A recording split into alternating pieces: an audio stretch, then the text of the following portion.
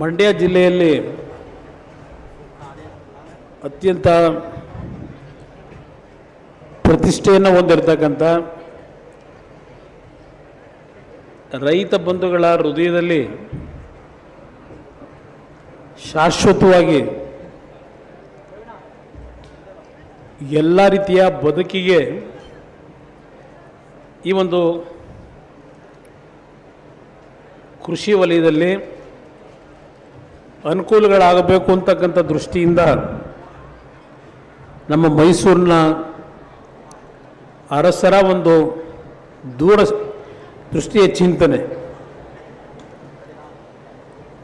ಕೃಷ್ಣರಾಜೇಂದ್ರ ಒಡೆಯರವರ ಅವರ ಒಂದು ಕಲ್ಪನೆ ಚಿಂತನೆಗಳ ಮುಖಾಂತರ ಇವತ್ತು ರೈತರಿಗೆ ಹಲವಾರು ರೀತಿಯ ಕೃಷಿ ಸಂಶೋಧನೆಗಳನ್ನು ಮಾಡ್ತಕ್ಕಂಥ ಒಂದು ಸಂಸ್ಥೆಯಲ್ಲಿ ಇತ್ತೀಚೆಗೆ ಈಗಿನ ಸರ್ಕಾರದಲ್ಲಿ ಕೃಷಿ ವಿಜ್ಞಾನದ ವಿಶ್ವವಿದ್ಯಾನಿಲಯವನ್ನು ಮಂಡ್ಯದಲ್ಲಿ ತರಬೇಕು ಅಂತಕ್ಕಂಥ ದೃಷ್ಟಿಯಿಂದ ಕೃಷಿ ವಿಜ್ಞಾನಗಳ ವಿಶ್ವವಿದ್ಯಾನಿಲಯವನ್ನು ಸ್ಥಾಪನೆ ಮಾಡತಕ್ಕಂಥ ತೀರ್ಮಾನ ಮಾಡಿದ್ದಾರೆ. ಅದರ ಹಿನ್ನೆಲೆಯಲ್ಲಿ 5ನೇ ತಾರೀಕಿನಿಂದ ಈ ಒಂದು ಕೃಷಿ ಮೇಳ ಅತ್ಯಂತ ಯಶಸ್ವಿಯಾಗಿ ಈ ಭಾಗದ ಪ್ರತಿ ಗ್ರಾಮಗಳಿಗೆ ಒಂದು ಜ್ಞಾನವನ್ನು ಮೂಡಿಸ್ತಕ್ಕಂಥ ನಿಟ್ಟಿನಲ್ಲಿ ಈ ಒಂದು ಮೇಳದ ಉದ್ದೇಶವನ್ನು ಇಟ್ಟುಕೊಂಡಿದ್ದಾರೆ. ಇವತ್ತಿನ ಕೃಷಿ ಮೇಳದ ಕಾರ್ಯಕ್ರಮದಲ್ಲಿ ದಿವ್ಯ ಸಾನ್ನಿಧ್ಯವನ್ನು ನಿರ್ವಹಿಸಿರ್ತಕ್ಕಂಥ ಪರಮ ಪೂಜ್ಯ ಚುಂಚನಗಿರಿ ಮಹಾಕ್ಷೇತ್ರದ ಸ್ವಾಮೀಜಿಯವರು ಡಾಕ್ಟರ್ ನಿರ್ಮಲಾನಂದನಾಥ ಸ್ವಾಮೀಜಿಯವರ ದಿವ್ಯ ಸಾನ್ನಿಧ್ಯದಲ್ಲಿ ಈ ಕಾರ್ಯಕ್ರಮದಲ್ಲಿ ನಾವೆಲ್ಲ ಏನು ಭಾಗವಹಿಸಿದ್ದೇವೆ. ಈ ಕಾರ್ಯಕ್ರಮದ ವೇದಿಕೆಯ ಮೇಲೆ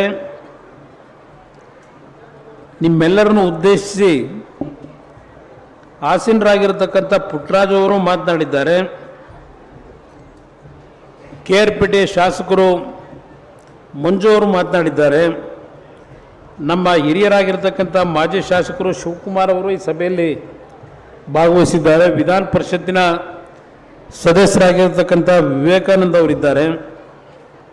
ಮತ್ತು ಈ ಕಾರ್ಯಕ್ರಮದ ವಿಶೇಷಾಧಿಕಾರಿಗಳಾಗಿರ್ತಕ್ಕಂಥ ಕೃಷಿ ವಿಜ್ಞಾನಗಳ ವಿಶ್ವವಿದ್ಯಾನಿಲಯದ ಡಾಕ್ಟರ್ KM ಅರುಣ್ ಕುಮಾರ್ ಅವರು, ಸಂಶೋಧನಾ ನಿರ್ದೇಶಕರಾಗಿರ್ತಕ್ಕಂಥ ಡಾಕ್ಟರ್ GM ದೇವಗಿರಿ, ವಿಸ್ತರಣಾ ನಿರ್ದೇಶಕರು ರಾಮಚಂದ್ರ ಅವರು ಹಾಗೂ ಕೃಷಿ ವಿಶ್ವವಿದ್ಯಾನಿಲಯದ ಹಲವಾರು ಪ್ರಮುಖರು ಈ ವೇದಿಕೆ ಮೇಲಿದ್ದಾರೆ. ಮತ್ತು ಈ ಕಾರ್ಯಕ್ರಮದಲ್ಲಿ ಮಂಡ್ಯ ಜಿಲ್ಲೆಯ ನಾನಾ ಭಾಗಗಳಿಂದ ಬಂದಿರತಕ್ಕಂಥ ನನ್ನ ಹಿರಿಯರು, ತಾಯಂದಿರು, ಯುವಕರು, ಶಾಲಾ ಮಕ್ಕಳು ಎಲ್ಲರೂ ಸಹ ನಿನ್ನೆಯಿಂದ ಈ ಕಾರ್ಯಕ್ರಮದಲ್ಲಿ ಭಾಗವಹಿಸ್ತಕ್ಕಂಥದ್ರ ಮುಖಾಂತರ ಕೃಷಿ ಪದ್ಧತಿಯ ತಿಳುವಳಿಕೆಗಳನ್ನು ತಮ್ಮ ಬದುಕಿನಲ್ಲಿ ಅಳವಡಿಸ್ಕೊಳ್ತಕ್ಕಂಥ ನಿಟ್ಟಿನಲ್ಲಿ ಸದ್ಬಳಕೆ ಮಾಡ್ಕೊಳ್ತಕ್ಕಂಥ ನಿಟ್ಟಿನಲ್ಲಿ ಈ ಒಂದು ಕೃಷಿ ಮೇಳ ಬಹುಶಃ ನಿಮ್ಮೆಲ್ಲರಿಗೆ ಒಂದು ಆಸಕ್ತಿಯನ್ನು ಮೂಡಿಸಿದೆ ಅಂತಕ್ಕಂಥದ್ದು ನನ್ನ ಅಭಿಪ್ರಾಯ. ಇವತ್ತಿನ ಸಮಾಜ ನಾವೆಲ್ಲರೂ ರೈತನ ಬದುಕಿನ ಬಗ್ಗೆ, ರೈತನ ಆರ್ಥಿಕ ಪರಿಸ್ಥಿತಿಯ ಬಗ್ಗೆ ಎಲ್ಲರೂ ನಾವು ಚರ್ಚೆ ಮಾಡ್ತೀವಿ ವೇದಿಕೆ ಮೇಲೆ. ಸ್ವಾತಂತ್ರ್ಯ ಬಂದು ಸುಮಾರು 75 ವರ್ಷಗಳನ್ನು ನಾವೇನು ದಾಟಿದ್ದೇವೆ. ಈಗ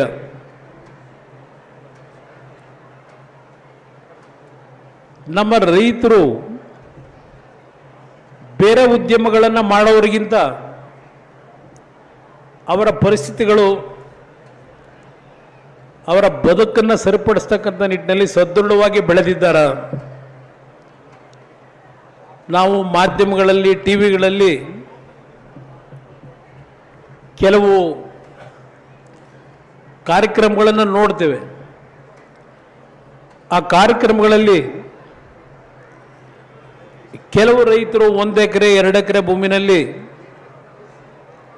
ವರ್ಷಕ್ಕೆ 10 ಲಕ್ಷ 15 ಲಕ್ಷ ಸಂಪಾದನೆ ಮಾಡ್ತಾ ಇದ್ದಾರೆ. ಆ ಒಂದು 1 ಎಕರೆ 2 ಎಕರೆ ಭೂಮಿನಲ್ಲಿ ವಿವಿಧ ರೀತಿಯ ಕೃಷಿ ಪದ್ಧತಿಗಳನ್ನು ಅಳವಡಿಸ್ಕೊಳ್ತಕ್ಕಂಥದ್ರ ಮುಖಾಂತರ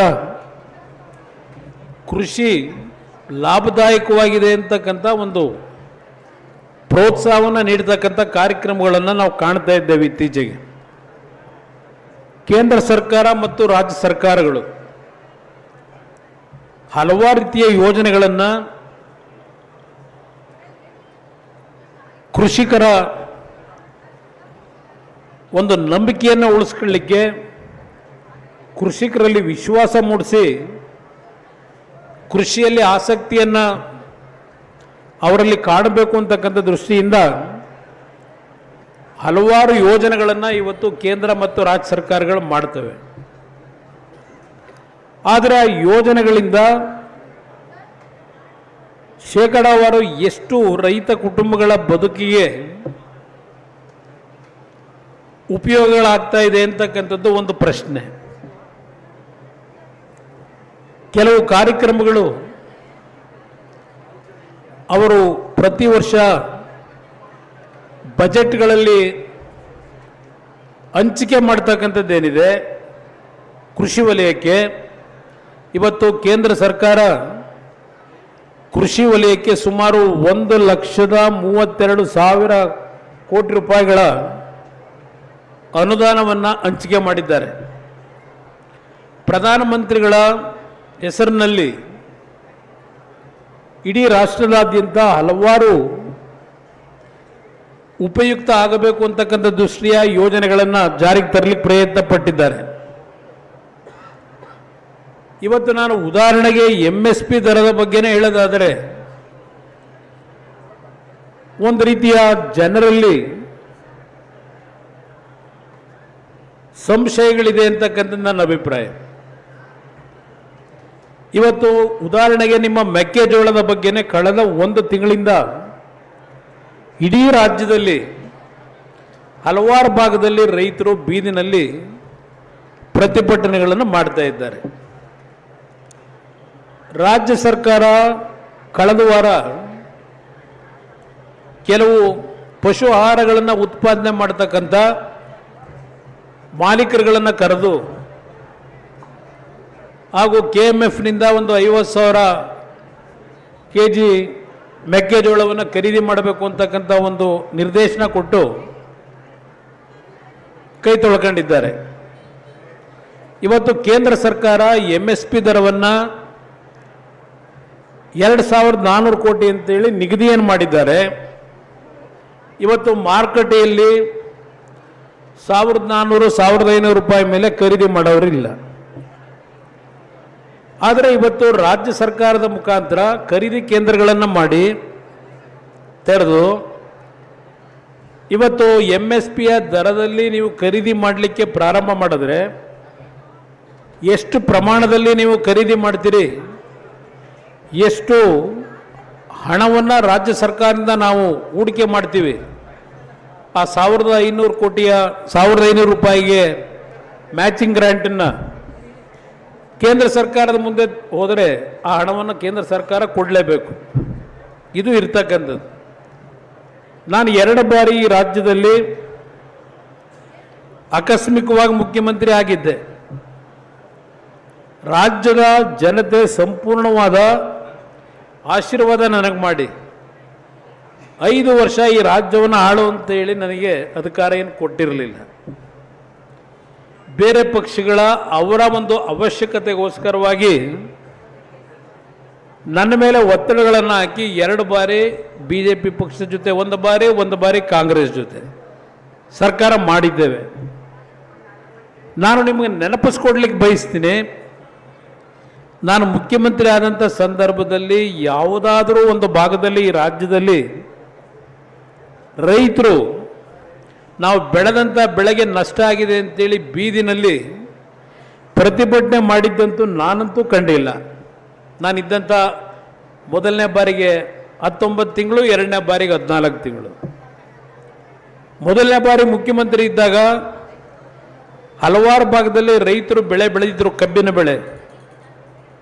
ಕಾರ್ಖಾನೆ ಮಾಲೀಕರು ಕೊಂಡ್ಕೊಂಡಿರಲಿಲ್ಲ, ಒಣಗಿ ನಿಂತಿತ್ತು ಹೊಲದಲ್ಲಿ. 248 ಕೋಟಿ ಅವತ್ತಿನ ಕಾಲದಲ್ಲಿ 2006 ನನ್ನ ರೈತರು ಸಂಕಷ್ಟಕ್ಕೆ ಒಳಗಾಗಬಾರದು ಅಂತ ಹೇಳಿ ಹೆಕ್ಟರ್ಗೆ 25,000 ರೂಪಾಯಿಗಳನ್ನು ನಾನು ಯಾರಿಂದಲೂ ಹೇಳಿಸ್ಕೊಳ್ಳಿಲ್ಲ. ಹೊಲದಲ್ಲಿ ಒಣಗಿ ನಿಂತಂಥ ಕಬ್ಬನ್ನು ನೋಡಿ ತಕ್ಷಣ ಹಣ ಕೊಡ್ತಕ್ಕಂಥ ನಿರ್ಧಾರ ಮಾಡಿದೆ. ಯಾರೂ ನನ್ನ ಮುಂದೆ ಅರ್ಜಿ ಹಾಕಿರಲಿಲ್ಲ. ಹಲವಾರು ಸಂದರ್ಭದಲ್ಲಿ ಟೊಮೊಟೊ ಬೆಳೆದವರು, ಮಾವಿನ ಬೆಳೆ ಬೆಳೆದವರು, ಈರುಳ್ಳಿ ಬೆಳೆ ಬೆಳೆದವರು, ಇದು ಈ ಭಾಗ ಅಂತ ನಾನೇನು ದೊಡ್ಡ ವ್ಯಾಮೋಹ ತೋರಿಸ್ಲಿಲ್ಲ. ಉತ್ತರ ಕರ್ನಾಟಕದ ರೈತರ ಪರವಾಗೂ ಈರುಳ್ಳಿ ಬೆಲೆಯ ಒಂದು ಸಮಸ್ಯೆ ಆದಾಗ ತಕ್ಷಣ ಅಣ್ಣಗೇರಿ ಒಂದು ಗ್ರಾಮದಲ್ಲಿದ್ದೆ 2006-7. ಅಲ್ಲಿಂದಲೇ ನಮ್ಮ ಅಧಿಕಾರಿಗಳಿಗೆ ಸೂಚನೆ ಕೊಟ್ಟು 500 ರೂಪಾಯಿನ ಬೆಂಬಲ ಬೆಲೆ ಕ್ವಿಂಟಾಲಿ ಕೊಡಿ ಅಂತೇಳಿ ಘೋಷಣೆ ಮಾಡಿದೆ. ವ್ಯತ್ಯಾಸಗಳು ಏನಿದೆ ಸರ್ಕಾರ ನಡೆಸಬೇಕಾದ್ರೆ ಅನ್ನೋದನ್ನು ತಾವು ದಯವಿಟ್ಟು ನನಗೆ ವಿಶೇಷವಾಗಿ ಈ ಒಂದು ಲೋಕಸಭೆಯಲ್ಲಿ ಏನೋ ಒಂದು ಕುಮಾರಣ್ಣ ನಮ್ಮ ಜಿಲ್ಲೆಯಲ್ಲಿ ಲೋಕಸಭಾ ಸದಸ್ಯನಾದರೆ ನಮ್ಮ ಬದುಕನ್ನು ಸರಿಪಡಿಸ್ತೇನೆ ಅಂತ ಹೇಳಿ ಒಂದು ನಂಬಿಕೆ ಇಟ್ಟುಕೊಂಡು ನನಗೆ ಆಶೀರ್ವಾದ ಮಾಡಿದ್ದೀರಿ. ಅದನ್ನು ನಾನು ಎಂದೂ ಸಹ ಮರೆಯತಕ್ಕಂಥವನು ಅಲ್ಲ ಅನ್ನೋದನ್ನು ಈ ಸಂದರ್ಭದಲ್ಲಿ ಹೇಳ್ತಾ ಇದ್ದೇನೆ. ಇವತ್ತು ಕೃಷಿ ಇಲಾಖೆಯ ನಮ್ಮ ವಿಜ್ಞಾನಿಗಳಿಗೆ ಮನವಿ ಮಾಡ್ತಕ್ಕಂಥದ್ದು, ನಮ್ಮ ರೈತರಿಗೆ ಒಂದು 100-200 ರೂಪಾಯಿನ ಉಪಕರಣಗಳನ್ನು ಕೊಡ್ತಕ್ಕಂಥದ್ದು ನಾವು ಸರ್ಕಾರದಲ್ಲಿ ಕಾಣ್ತೇವೆ. ಮೊನ್ನೆ ನಾನು ಒರಿಸ್ಸಾಗೆ ಹೋಗಿದ್ದೆ. ಪ್ರಧಾನಮಂತ್ರಿಗಳ ಕಾರ್ಯಕ್ರಮ ಅದು ವರ್ಷದಲ್ಲಿ 6,000 ರೂಪಾಯಿಗಳನ್ನು 2,000 ರೂಪಾಯಿನ ರೀತಿಯಲ್ಲಿ 3 ಕಂತುಗಳಲ್ಲಿ ನಮ್ಮ ರೈತರಿಗೆ, ಇಡೀ ದೇಶದಲ್ಲಿ 9 ಕೋಟಿ ರೈತರುಗಳಿಗೆ ಹಣ ಕೊಟ್ಟಿದ್ದಾರೆ 6,000 ರೂಪಾಯಿನಾಗಿ. ಆ ಕಾರ್ಯಕ್ರಮದಲ್ಲಿ ಭಾಗವಹಿಸಲಿಕ್ಕೆ ಒರಿಸ್ಸಾದ ಭುವನೇಶ್ವರಕ್ಕೆ ನಾನೇನು ಹೋಗಿದ್ದೆ. ಅಲ್ಲಿ ಒಂದು 100 ಹೆಣ್ಣು ಮಕ್ಕಳು ಕೂರಿಸಿದ್ರು. ಎಲ್ಲ ನಮ್ಮ ಟ್ರೈಬಲ್ನ ಒಂದು ಕಾಡಿನಲ್ಲಿ ಬದುಕ್ತಕ್ಕಂಥವ್ರು. ಅವರಿಗೆ ಒಂದು ಬ್ಯಾಗನ್ನು ಕೊಡ್ತಾರೆ. ಆ ಬ್ಯಾಗಲ್ಲಿ ಏನಿದೆ ಅಂತ ನೋಡಿದ್ರೆ ಒಂದು ಗ್ರಾಸ್ನ ಕೆರೆಯತಕ್ಕಂಥ ಒಂದು ಸಣ್ಣ ಉಪಕರಣ. ಆ ಥರ ಒಂದು 2-3 ಉಪಕರಣಗಳೇನಿದೆ ನಾನು ಅಬ್ಸರ್ವ್ ಮಾಡಿದ್ದು ಒಂದು 200-300 ರೂಪಾಯಿ ಆಗ್ಬೋದು. ಈಗ ನಾವು ಬರಬೇಕಾದರೆ ನಮ್ಮ ವಿಜ್ಞಾನಿಗಳು ತೋರಿಸಿದ್ರು, ಇತ್ತೀಚೆಗೆ ಭತ್ತವನ್ನು ಬೆಳೀಲಿಕ್ಕೆ ಹಲವಾರು ರೀತಿಯ ಉಪಕರಣಗಳು ಬಂದಿದ್ದಾವೆ. ನಮ್ಮ ರೈತರು ಮೊದಲು ಮಾನವರನ್ನು ಕೂಲಿ ಕೆಲಸಕ್ಕೆ ಕರೆದಾಗ ಏನು ಹಣ ಖರ್ಚಾಗ್ತಾ ಇತ್ತು, ಅದರಲ್ಲಿ ಈಗಿನ ಒಂದು ಉಪಕರಣಗಳನ್ನು ನಮ್ಮ ರೈತರು ಉಪಯೋಗ ಮಾಡಿದ್ರೆ 50% ಹಣವನ್ನು ಉಳಿಕೆ ಮಾಡಬಹುದು. ಭತ್ತವನ್ನು ನಾಟಿ ಮಾಡಬೇಕಾದ್ರೆ ಹಲವಾರು ರೀತಿಯ ಉಪಕರಣಗಳು ಬಂದಿದ್ದಾವೆ. ಹಲವಾರು ರೀತಿಯ ತಳಿಗಳನ್ನು ಇವತ್ತು ಸಂಶೋಧನೆಯ ಮುಖಾಂತರ ಕಂಡುಹಿಡಿದಿದ್ದಾರೆ. ಆದರೆ ಆ ಸಂಶೋಧನೆ ನಮ್ಮ ರೈತನ ಮನೆಗೆ ಇವತ್ತು ಮುಟ್ಟಬೇಕು ಅಂತಕ್ಕಂಥದ್ದು ನನ್ನ ಅಭಿಪ್ರಾಯ. ಇಲ್ಲಿ VC ಫಾರಂನಲ್ಲಿ ನನ್ನ ಅಭಿಪ್ರಾಯದಲ್ಲಿ ನಾನು 2ನೇ ಬಾರಿ ಮುಖ್ಯಮಂತ್ರಿ ಆದಾಗ ಇಲ್ಲಿ ಒಂದು ದೊಡ್ಡ ಮಟ್ಟದ ಹಾಸ್ಟೆಲ್ ಕಟ್ಟಿ ಪ್ರತಿ 15 ದಿವಸಕ್ಕೆ ಒಂದು ಹಳ್ಳಿಯಿಂದ ನಮ್ಮ ರೈತ ಬಂಧುಗಳನ್ನು ಇಲ್ಲಿಗೆ ಕರೆದು 15 ದಿವಸ ಅವರಿಗೆ ಎಲ್ಲ ರೀತಿಯ ವ್ಯವಸ್ಥೆಗಳನ್ನು ಮಾಡಿ ಯಾವ ರೀತಿಯ ಒಂದು ಕೃಷಿಯನ್ನು ಈಗಿನ ಒಂದು ಪದ್ಧತಿಯಲ್ಲಿ ಮಾಡಬೇಕಾಗ್ತದೆ, ಅದರ ಲಾಭ ಏನಿದೆ, ಆ ಒಂದು ಜ್ಞಾನವನ್ನು ಕೊಡ್ತಕ್ಕಂಥ ಕೆಲಸವನ್ನು ಮಾಡಬೇಕು ಅಂತ ಹೇಳಿ ಇದೇ VC ಫಾರಂನಲ್ಲಿ ನಾನು ಮುಖ್ಯಮಂತ್ರಿ ಆದಾಗ ಪ್ರಯತ್ನ ಪಟ್ಟೆ. ಆದರೆ ನನಗಿದ್ದಂಥ ಕಡಿಮೆ ಅವಧಿ. ಒಂದು ನನ್ನ ರೈತ ಬಂಧುಗಳಲ್ಲಿ ಹೇಳ್ತಕ್ಕಂಥದ್ದು, ಸಣ್ಣ ಸಣ್ಣ ಕಾರ್ಯಕ್ರಮಗಳ ಬಗ್ಗೆ ನಾನು ಚರ್ಚೆ ಮಾಡೋಕ್ಕೂ ಹೋಗಲ್ಲ. ಇವತ್ತು ದೊಡ್ಡ ಗ್ಯಾರಂಟಿ ಸ್ಕೀಮ್ಗಳ ಬಗ್ಗೆನೇ ನಾವು ಚರ್ಚೆ ಮಾಡ್ತೀವಿ, ದೊಡ್ಡ ಒಂದು ಸಾಧನೆ ಮಾಡಿದ್ದೇವೆ ಅಂತ ಹೇಳಿ. ನನ್ನಲ್ಲಿ ಇರ್ತಕ್ಕಂಥದ್ದು ಎಜುಕೇಷನ್ದು ಮತ್ತು ಹೆಲ್ತಿಂದ ಬಿಟ್ಟುಬಿಡಿ, ಶಿಕ್ಷಣ ಮತ್ತು ಆರೋಗ್ಯಕ್ಕೆ ಆಮೇಲೆ ಇಲ್ಲಿ ಮಾತಾಡೋಕ್ಕೆ ಹೋಗಲ್ಲ. ನನಗೆ ಇದ್ದಂಥ ಒಂದು ವಿಷನ್ನು ನಮ್ಮ ರಾಜ್ಯದಲ್ಲಿ ಏನೋ ಒಂದು 5,600 ಗ್ರಾಮ ಪಂಚಾಯಿತಿಗಳಿದ್ದಾವೆ. ಈ 5,000 ಗ್ರಾಮ ಪಂಚಾಯಿತಿಯಲ್ಲಿ ಸುಮಾರು 25,000 ಕೋಟಿ ರೂಪಾಯಿಗಳ ವೆಚ್ಚದಲ್ಲಿ ಪ್ರತಿ ಗ್ರಾಮ ಪಂಚಾಯಿತಿಯ ಕೇಂದ್ರದಲ್ಲಿ ರೈತನ ಒಂದು ಶಕ್ತಿಯನ್ನು ತುಂಬಲಿಕ್ಕೆ, ಆರ್ಥಿಕವಾಗಿ ಬೆಳೀತಕ್ಕಂಥ ಬೆಳೆಗೆ ರಕ್ಷಣೆ ಕೊಡಲಿಕ್ಕೆ ಗೋಡನ್ಗಳು, ಕೋಲ್ಡ್ ಸ್ಟೋರೇಜ್ಗಳು ಮತ್ತು ರೈತನಿಗೆ ಆ ವರ್ಷ ಎಷ್ಟು ಪ್ರಮಾಣದ ಮಳೆ ಬರ್ಬೋದು, ಎಷ್ಟು ಪ್ರಮಾಣದಲ್ಲಿ ನಮ್ಮ ಜಲಾಶಯಗಳಲ್ಲಿ ನೀರು ತುಂಬಬಹುದು, ನೀವು ಬೆಳೆದಂಥ ಬೆಳೆ ಮಾರ್ಕೆಟ್ನಲ್ಲಿ ಬೆಲೆ ಕಡಿಮೆ ಇದ್ದರೆ ನಿಮ್ಮ ಪಂಚಾಯಿತಿ ಹೆಡ್ ಕ್ವಾರ್ಟರ್ಸ್ನಲ್ಲಿ ನಾವು ಕಟ್ತಕ್ಕಂಥ ಆ ಒಂದು ಗೋಡನ್ಗಳು, ಕೋಲ್ಡ್ ಸ್ಟೋರೇಜ್ನಲ್ಲಿ ತರಕಾರಿ ಬೆಳೆಗಳಿದ್ದರೆ ಕೋಲ್ಡ್ ಸ್ಟೋರೇಜ್ನಲ್ಲಿ ಇಟ್ಕೊಳ್ತಕ್ಕಂಥದ್ದು, ನಮ್ಮ ದ್ವಿದಳ ಧಾನ್ಯಗಳಿದ್ದರೆ ಗೋಡನ್ಗಳಲ್ಲಿ ಇಟ್ಕೊಳ್ತಕ್ಕಂಥದ್ದಕ್ಕೆ ಪ್ರತಿ ಗ್ರಾಮ ಪಂಚಾಯಿತಿನಲ್ಲಿ 5,600 ಪಂಚಾಯಿತಿನಲ್ಲೂ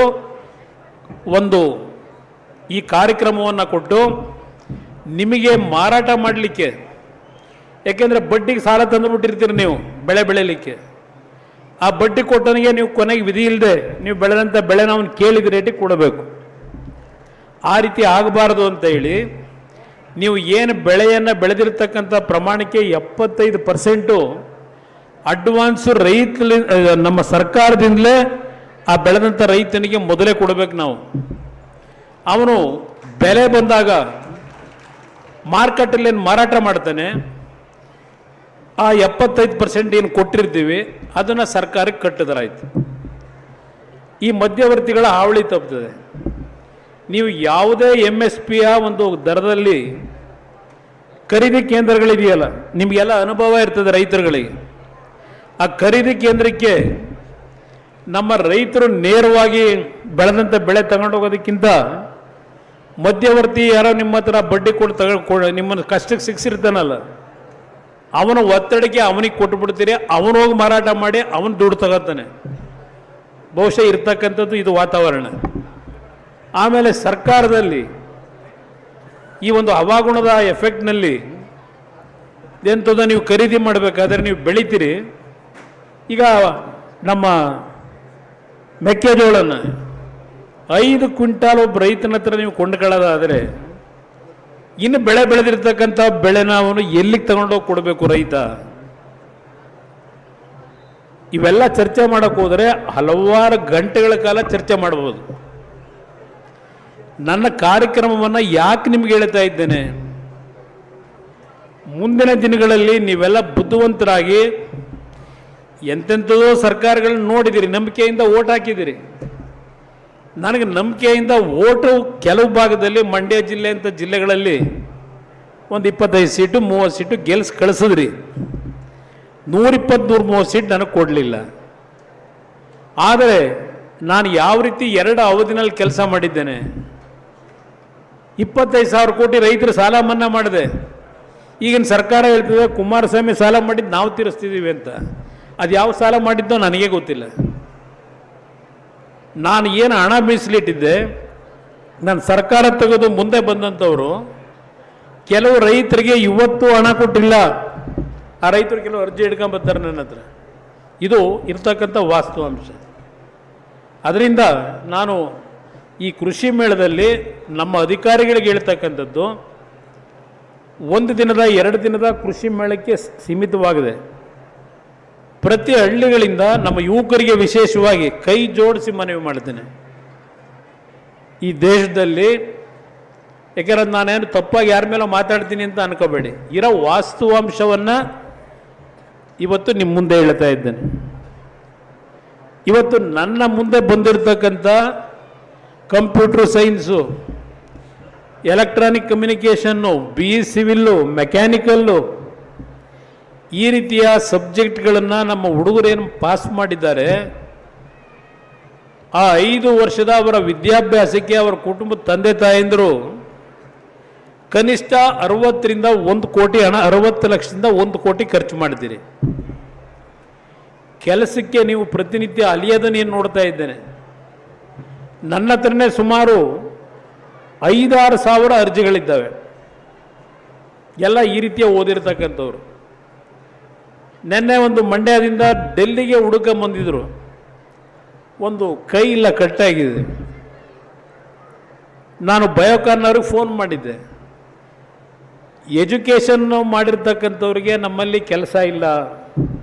ಆ ಹೆಣ್ಣುಮಗಳು MSc ಬಯೋಟೆಕ್ನಾಲಜಿ ಮಾಡ್ಕೊಂಡಿದ್ದಾಳೆ, ಅವ್ರ ತಂದೆ ಪಾಪ ಕೈ ಇಲ್ಲದೆ ಇರೋರು.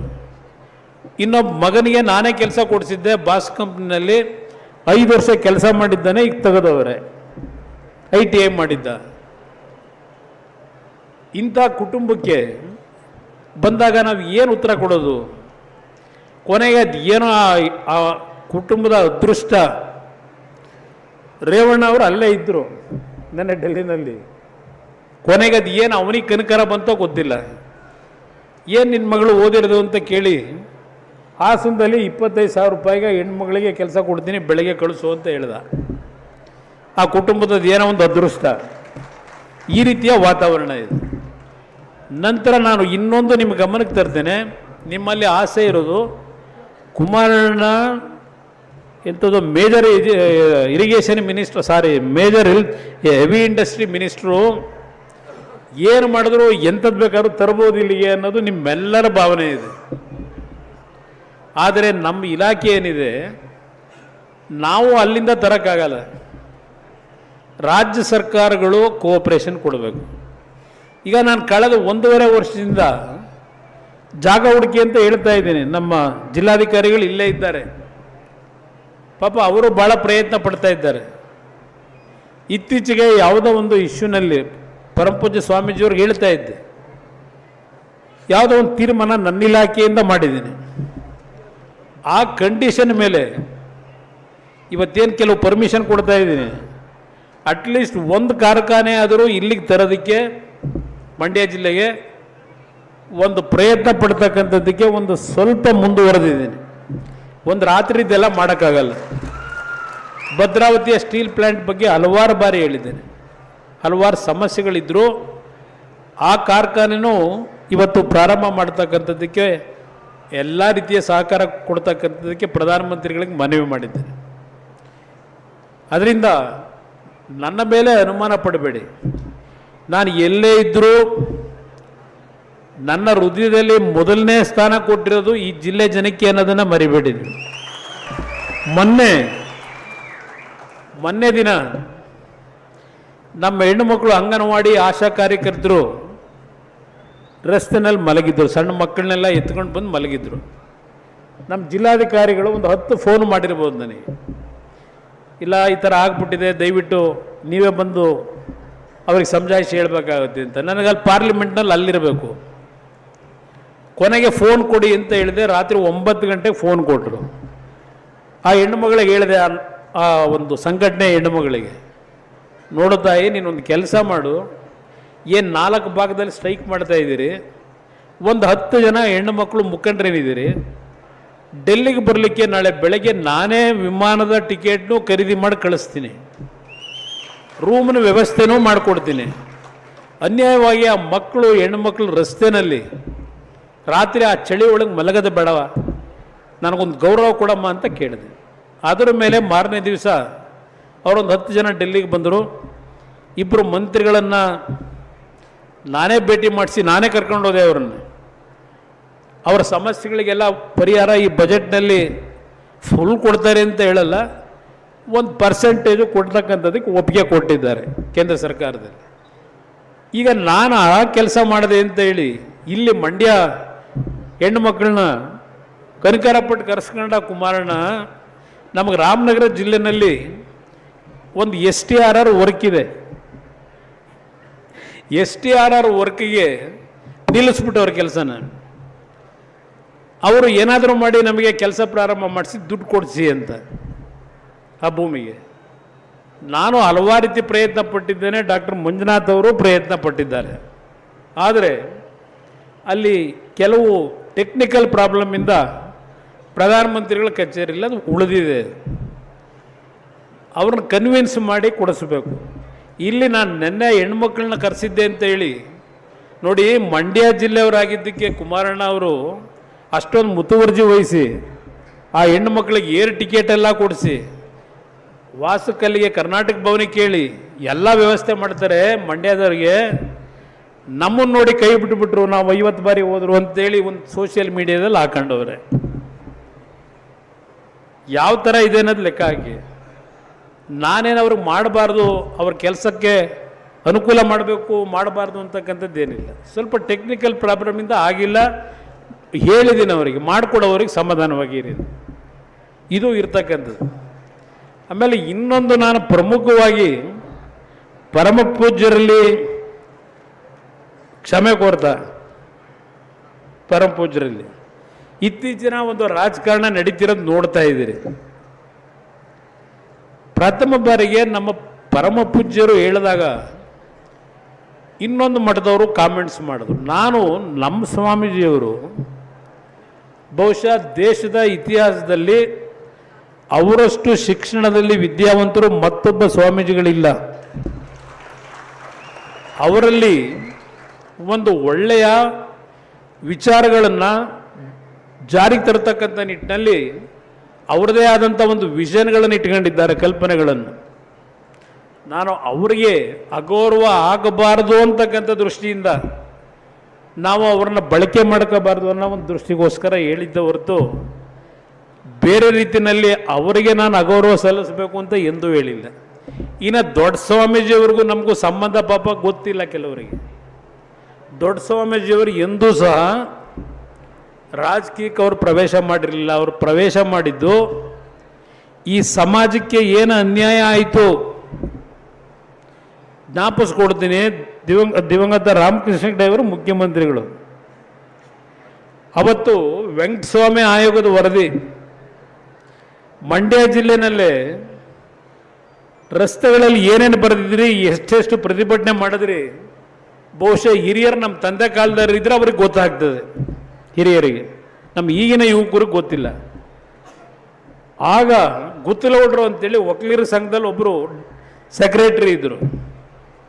ಅವರು ಬಂದು ದೊಡ್ಡವ್ರ ಹತ್ರ, ದೇವೇಗೌಡರ ಹತ್ರ, ಇಲ್ಲ ನಮ್ಮ ಸಮಾಜಕ್ಕೆ ಇವತ್ತು ಅನ್ಯಾಯ ಆಗಿದೆ, ಈ ಮೀಸಲಾತಿಯಿಂದ ಯಾರು ಧ್ವನಿ ಎತ್ತಿಲ್ಲ, ದಯವಿಟ್ಟು ಇದ್ರ ಬಗ್ಗೆ ಏನಾದರೂ ನೀವು ತೀರ್ಮಾನ ತಗೋಬೇಕು ಅಂತ. ಅವತ್ತು ದೇವೇಗೌಡರು ಪರಮ ಪೂಜ್ಯ ಸ್ವಾಮೀಜಿಯವರಿಗೆ, ದೊಡ್ಡವರಿಗೆ, ದಯವಿಟ್ಟು ನಮ್ಮ ಸಮಾಜದ ಮಕ್ಕಳ ರಕ್ಷಣೆಗೆ, ನಮ್ಮ ಸಮಾಜದ ಉಳಿವಿಗೆ ನೀವು ಲೀಡ್ ತಗೊಂಡು ಈ ಸಮಾಜ ಉಳಿಸಬೇಕು ಅಂತೇಳಿ ಪರಮ ಪೂಜ್ಯ ಸ್ವಾಮೀಜಿಯವರಿಗೆ ಮನವಿ ಮಾಡಿದ್ದಕ್ಕೆ ಅವತ್ತು ಪರಮ ಪೂಜ್ಯರ ನೇತೃತ್ವದಲ್ಲಿ ಕಬ್ಬನ್ ಪಾರ್ಕಲ್ಲಿ ಲಕ್ಷಾಂತರ ಜನ ಸೇರಿ ಒಂದು ಪ್ರತಿಭಟನೆ ಮಾಡಿದ್ದು. ಪರಮ ಪೂಜ್ಯ ಸ್ವಾಮೀಜಿಯವರು ಹೃದಯದಲ್ಲಿರ್ಬೋದು ದೇವೇಗೌಡರು ಒಂದು ಬಾರಿ ಮುಖ್ಯಮಂತ್ರಿ ಆಗಬೇಕು ಅಂತೇಳಿ. ಅದನ್ನು ನಾನು ಇಲ್ಲ ಅಂತ ಹೇಳಲ್ಲ, ಅಷ್ಟು ಗೌರವ ಅವ್ರ ಬಗ್ಗೆ ಪ್ರೀತಿ ಇತ್ತು. ನನ್ನ ಬಗ್ಗೆನೂ ಜಾಸ್ತಿ ಪ್ರೀತಿ ಇತ್ತು ದೊಡ್ಡವರಿಗೆ. ಆದರೆ ಕೆಲವು ಸನ್ನಿವೇಶಗಳಲ್ಲಿ ಈ ಥರ ಒಂದು ರೀತಿಯ ಅನುಮಾನಕ್ಕೆ ಎಡೆ ಮಾಡ್ಕೊಳ್ಳೋದೇನಿದೆ, ಅವ್ರ ಸ್ವಾಮೀಜಿಯವರು ಅವತ್ತು ಈ ಸಮಾಜ ಉಳಿಸ್ಲಿಕ್ಕೆ ಬೀದಿಗೆ ಬಂದರು. ಬೇರೆ ಸಮಾಜಗಳು ನಮ್ಮ ಸ್ವಾಮೀಜಿಯವ್ರ ಬಗ್ಗೆ ಅಗೌರವವಾಗಿ ನಡ್ಕೊಳ್ತಕ್ಕಂಥದ್ದಕ್ಕೆ ಅವಕಾಶ ನಮ್ಮ ಸ್ವಾಮೀಜಿಯವರು ಎಂದೂ ಕೊಟ್ಟಿಲ್ಲ. ಬೇರೆ ಸಮಾಜದ ಒಂದು ಕುಟುಂಬಗಳಿಗೆ, ಬೇರೆ ಸಮಾಜದಲ್ಲಿ ಸ್ವಾಮೀಜಿಗಳು ಇಲ್ಲೇ ಇರತಕ್ಕಂಥ ಸಮಾಜಗಳಲ್ಲಿ ಪರಮಪೂಜ್ಯ ಸ್ವಾಮೀಜಿಯವರೇ ಅವರಿಗೆ ಟ್ರೈನಿಂಗ್ ಕೊಡಿಸಿ ಹಲವಾರು ಸಮಾಜಗಳ ಮಠಾಧೀಶರನ್ನ ಸೃಷ್ಟಿ ಮಾಡಿದರೆ ಅದು ಬಾಲಗಂಗಾಧರನಾಥ ಸ್ವಾಮೀಜಿಗಳು ಅಂತಕ್ಕಂಥದ್ದು ನಾವು ಯಾರೂ ಮರೀಲಿಕ್ಕೆ ಆಗೋದಿಲ್ಲ. ಅದರಿಂದ ಯಾರೂ ನೀವು ಅನ್ಯತಾ ಭಾವಿಸಬೇಡಿ. ನಮ್ಮ ನಿಷ್ಠೆ ಏನು ಅನ್ನೋದು ನಮ್ಮ ಹೃದಯದಲ್ಲಿದೆ. ನಾವೇನು ಹೊರಗಡೆ ತೋರಿಸ್ಕೋಬೇಕಾಗಿಲ್ಲ. ಪರಮ ಪೂಜ್ಯರಿಗೆ ಏನಾದರೂ ನನ್ನಿಂದ ಅಪಚಾರ ಆಗಿದೆ ಅಂತ ಇದ್ದರೆ ಈಗಲೂ ಸಾರ್ವಜನಿಕವಾಗಿ ನಾನು ಸಮಯ ಕೋರ್ಬಿಡ್ತೀನಿ ನಮ್ಮ ಸ್ವಾಮೀಜಿಯವ್ರನ್ನ. ಎಲ್ರಿಗೂ ಒಳ್ಳೆಯದಾಗಲಿ. ನಮಸ್ಕಾರ.